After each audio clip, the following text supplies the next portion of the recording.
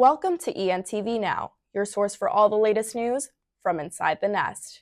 My name is Julie Perez, and this week we come to you with some breaking news.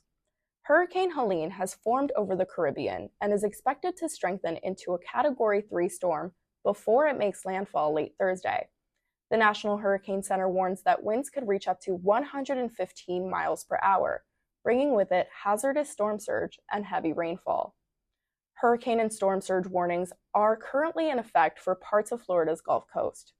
On Tuesday, Governor Ron DeSantis declared a state of emergency for 61 counties, including Lee, to expedite preparations. Local officials are urging everyone, especially those living along the Gulf Coast, to prepare their hurricane plans and stay informed about evacuation notices. For students here at FGCU, the university is closing campus to all activities, including classes and events, starting at 9 p.m. Wednesday.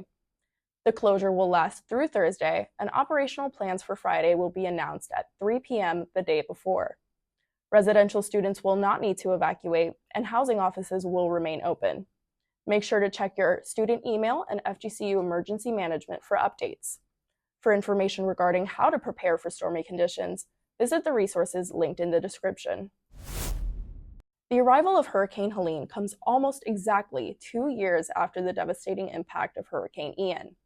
ENTV correspondent Samuel Brucker explored how the FGCU community is looking back on the experience, as well as how leadership responded to the historic event.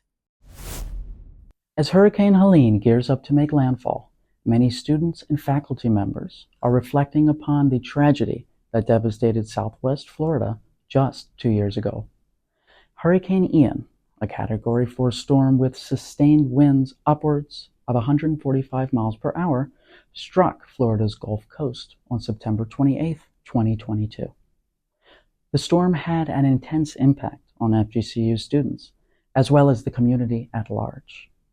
The storm surge that impacted Fort Myers Beach, one of the most affected areas, was just shy of 15 feet. As a result, Lee County alone accumulated 72 storm-related deaths out of the 149 total fatalities as listed by the Florida Department of Law Enforcement. I could hear the banging of something on the roof, banging outside. The door was shaking in the jam. It was scary. I didn't know the next day what all the banging was about. Journalism instructor Glenn Miller is one of the many FGCU community members who endured Hurricane Ian. Despite experiencing his fair share of storms, he said Ian was incomparable to the ones that came before it. And it was in 3 years in Florida. It was the scariest time I've ever had. Really? Yeah. During the storm, many students who did not have a place to shelter were able to seek protection at Alico Arena. And then I literally came back to campus the next day because campus had water and power.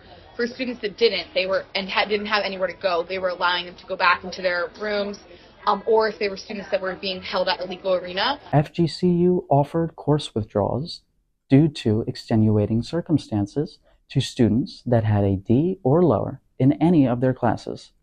This aimed to protect students' GPA and prevent them from falling behind on their academic progress. My professors were a lot more lenient. Also taking to note that it was my freshman year, so professors tend to usually be a little bit easier or more laid back in that first semester of freshman year. Most of it's entry-level classes, so I think they were very understanding of the situation. To accommodate students and faculty members during these trying times, FGCU also created the Eagles in Need Relief Fund.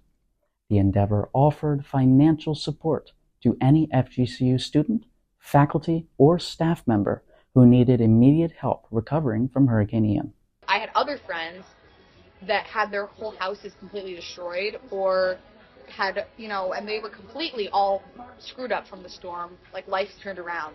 According to an advisory sent to students on October 7, 2022, the mission of Eagles in Need was to grant funds to pay for temporary living accommodations, transportation, and personal items that were lost due to Hurricane Ian.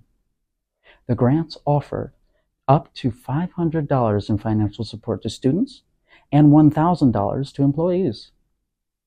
Though Hurricane Helene is not projected to impact Southwest Florida, In the same way, we will still experience effects associated with the system. As a result, it is paramount for every person to take precautionary measures to endure the storm. Gather all pertinent supplies. These include battery-powered flashlights, first aid kits, portable chargers, water bottles, and non-perishable food items. Make sure to also fill up on gas and charge your electronic devices. In case of an emergency, seek out the closest shelter near you. Samuel Brooker, ENTV. Thanks, Sam. That's all for this edition of ENTV Now. To stay up to date with Hurricane Helene, look for updates on the FGCU Emergency Management page. Thanks for watching, and we'll see you next time.